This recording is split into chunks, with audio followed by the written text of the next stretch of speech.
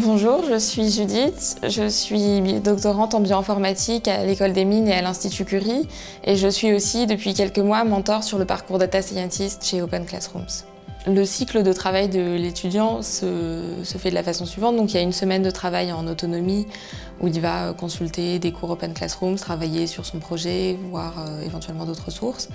Et puis la séance de mentorat intervient pour avoir un vrai dialogue, vérifier que l'étudiant va dans la bonne direction, recadrer éventuellement avec lui et lui expliquer ce qu'il pourrait faire différemment ou améliorer dans son travail. Et puis il y a aussi un côté relationnel où c'est important que l'étudiant soit heureux dans sa formation, qu'il ait l'impression d'avancer, qu'il soit motivé. On peut discuter de la façon dont il travaille, le temps de travail, des choses vraiment pratiques que justement on n'a pas forcément l'occasion d'aborder avec ses enseignants ou ses professeurs dans un cadre plus classique.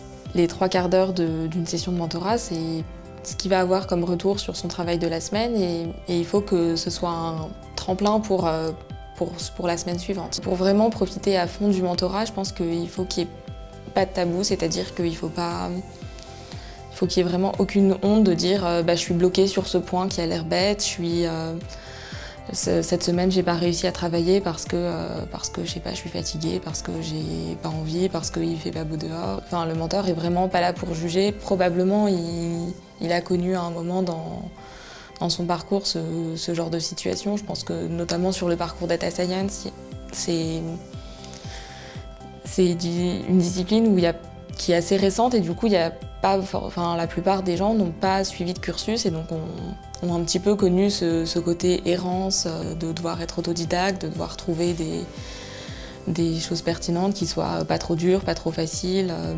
Pour être un bon mentor, il faut avoir envie d'être mentor, il faut être bienveillant, avoir des capacités d'écoute et puis de synthèse pour répondre à l'étudiant. Il faut aussi avoir un fort niveau d'exigence et de rigueur et essayer de transmettre cette exigence et cette rigueur à l'étudiant pour qu'il puisse apprendre à juger lui-même son travail. Moi, j'ai l'impression d'apprendre beaucoup et puis de mieux réussir à appliquer les conseils que je donne aux étudiants. C'est très facile de donner un conseil et puis à la 10e fois où je le répète, je vois que non, moi non plus, je ne le fais pas tous les jours.